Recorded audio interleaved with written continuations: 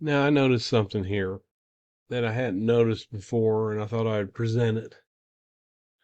At the Silly String Party, when Joe Munoz did a Graveside interview with Darlie and Darren, when they started talking about who did this and her behavior at that question, because that would be a perfect opportunity, knowing that it was going on the local news, to describe, explain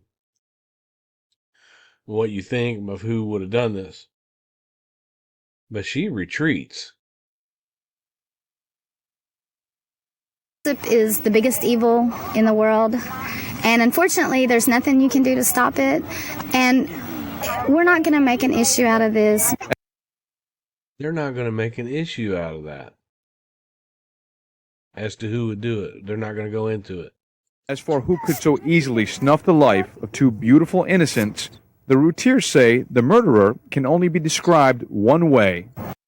And then Darren starts talking about it. And he's looking at her kind of weird right there. Look at that look on his face. Darren starts to talk about it. Well, it's an animal that goes after...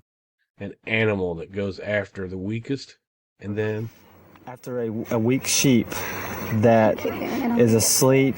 It sounds like she said, I couldn't help it. But she didn't want to be near Darren when he was being questioned about who could have done this, because she didn't want to be questioned about who could have done this. That's my opinion.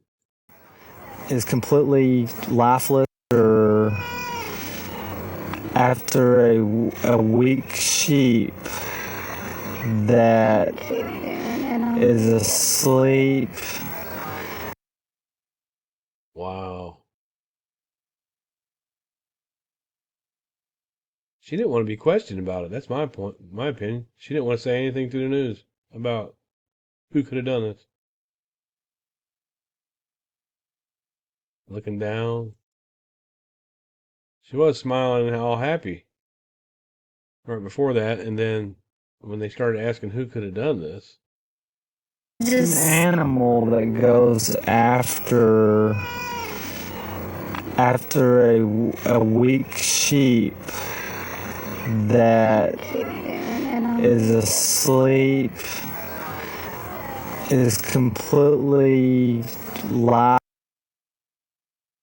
That's my opinion, that why she walked away. It does, like she's saying, I couldn't help it. Just like at the funeral when she was overheard leaning down at the casket of the boy saying, I'm sorry. That's weird. Tell me what you think.